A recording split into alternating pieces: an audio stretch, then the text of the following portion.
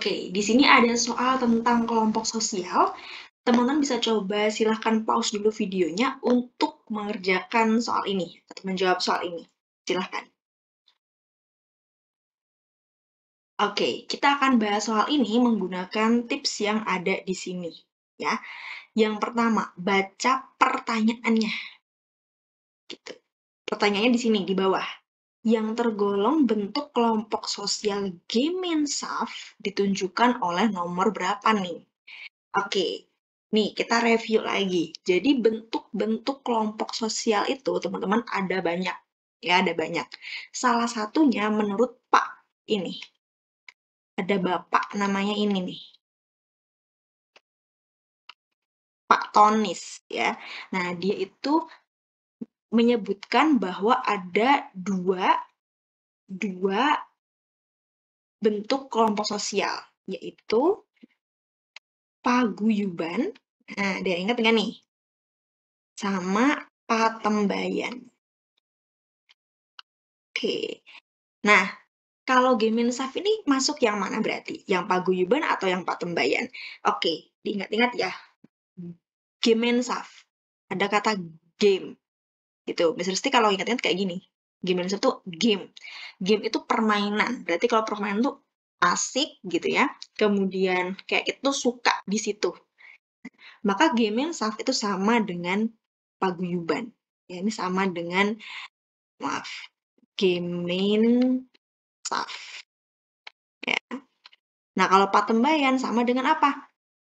Gesellschaft.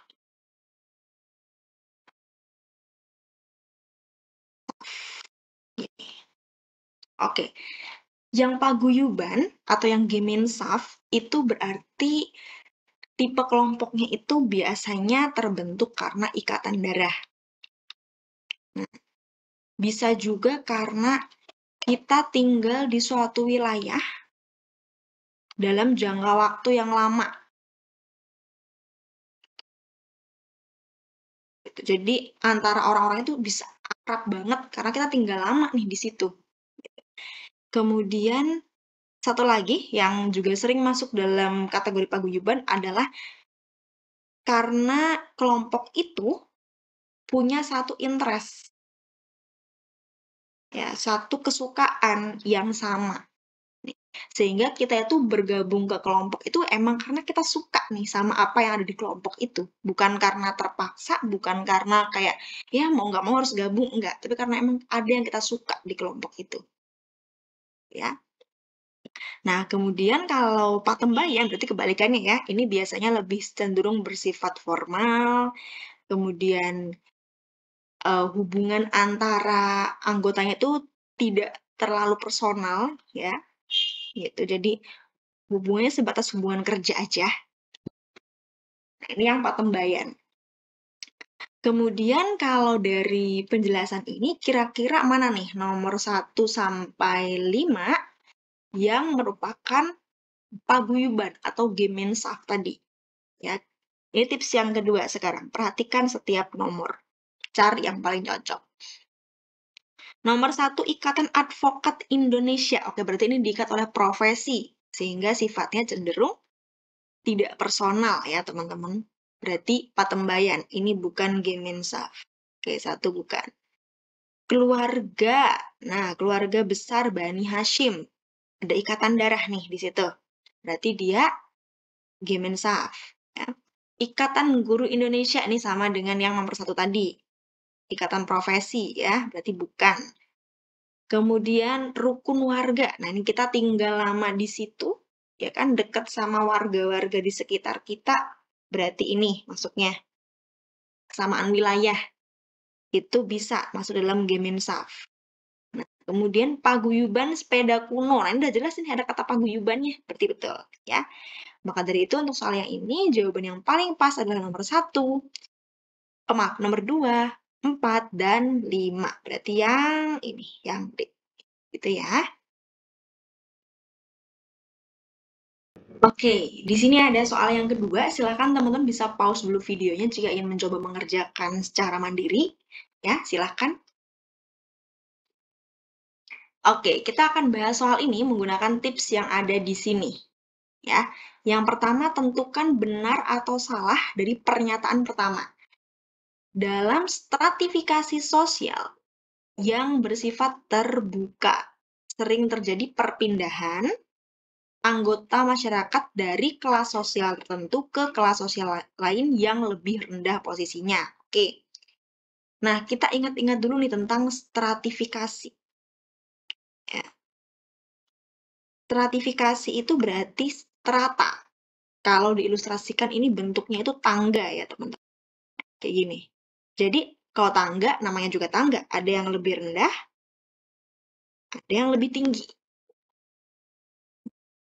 Contoh stratifikasi itu apa? Bisa pendidikan.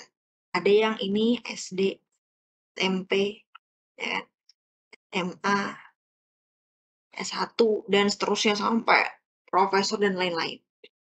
Kemudian ada juga dari sisi kasta misalnya ya, kalau kita sering mendengar ada beberapa masyarakat yang masih menggunakan sistem kasta, itu ada kasta Brahmana paling atas, gitu. Nah, di bawahnya ada kasta Satria. Kesatria. Ada kasta Waisya dan seterusnya. Jadi ada kasta-kasta. Ada tingkatannya, gitu ya. Ini stratifikasi. Nah, dalam stratifikasi yang bersifat terbuka, oke. Nah, contoh stratifikasi yang terbuka itu apa sih? Tadi pendidikan. Ya. Orang itu nggak lahir ditakdirkan jadi SD aja, itu enggak. Kita bisa sekolah sampai SMP, SMA, S1, kita bisa memperjuangkan atau mengusahakan itu. Lain ya dengan kasta, kalau kasta itu kan dibawa dari lahir ya. Jadi, misalkan terlahir dari kasta ksatria, ya sudah, dia sampai besar nanti akan membawa status ini, ksatria itu, gitu. Nggak bisa dia tiba-tiba berubah jadi Brahmana. Itu berarti stratifikasi sosial yang tertutup, gitu ya teman-teman. Nah, dalam stratifikasi yang bersifat terbuka tadi, sering terjadi perpindahan nih anggota masyarakat dari kelas yang tinggi ke yang lebih rendah gitu. Betul ya. Jadi dalam stratifikasi sosial tuh nggak cuma naik doang, tapi ada juga yang turun gitu. Misalkan tadi mungkin yang naik ya dari SD ke S1 yang melewati proses SMP SMA gitu. Kemudian ada juga nih yang turun. Misalkan dari yang tadinya dia kaya raya gitu ya, jadi gulung tikar, jadi menengah, bahkan jadi menengah ke bawah. Nah, ini kan berarti turun, gitu. Oke, berarti pernyataan yang atas itu benar ya teman-teman. Nah, sekarang kita cek ke tips yang kedua, tentukan benar atau salah dari pernyataan yang kedua. Dalam masyarakat yang bersifat terbuka, status yang diperoleh didasarkan pada prestasi. Oke, pernyataan ini ada benarnya, prestasi itu ya. Misalkan nih teman-teman pernah nggak tahu kisah-kisah gitu ya, ada anak tukang becak gitu, tapi dia itu wah aktif banget berorganisasi, aktif banget menorehkan prestasi-prestasi selama dia kuliah, akhirnya dia bisa S2 di luar negeri dengan beasiswa, gitu kan. Terus kemudian dia pulang ke Indonesia atau bahkan bekerja di tempat yang bagus gitu, yang elit gitu ya, menaikkan strata kehidupan keluarganya dia. Nah, ini berarti kan betul tuh, prestasi itu bisa loh gitu mengubah status seseorang dari yang tadinya dikenal sebagai anak tukang becak yang notabene mungkin kalangan menengah atau menengah ke bawah gitu. Dia bisa berubah gitu.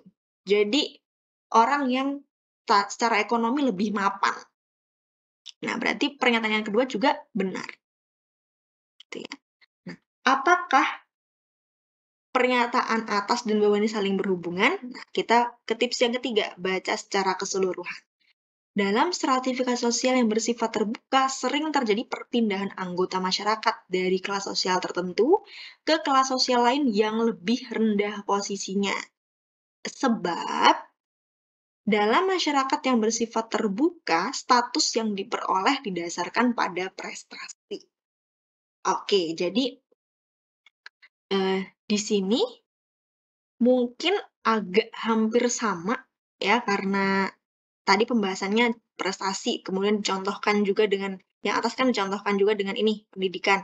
Tapi teman-teman perhatikan, di kalimat pernyataan yang pertama itu lebih rendah posisinya, gitu ya, lebih rendah posisinya. Sedangkan di kalimat yang pernyataan yang kedua, ini itu mengarah pada stratifikasi yang naik, bukan yang turun. Yang naik yang ini ya, mengarah ke sini kalau kita terjemahkan tadi berdasarkan penjelasan sebelumnya. Jadi kedua pernyataan ini yang tepat adalah pernyataan atas ini benar, ya, alasan atau pernyataan yang bawah ini itu benar, tapi keduanya tidak menunjukkan sebab akibat, ya. Jadi jawaban yang paling tepat adalah yang B, gitu ya. Oke, kalau misalkan mungkin masih agak bingung bisa coba dipahami kembali ya. Semangat!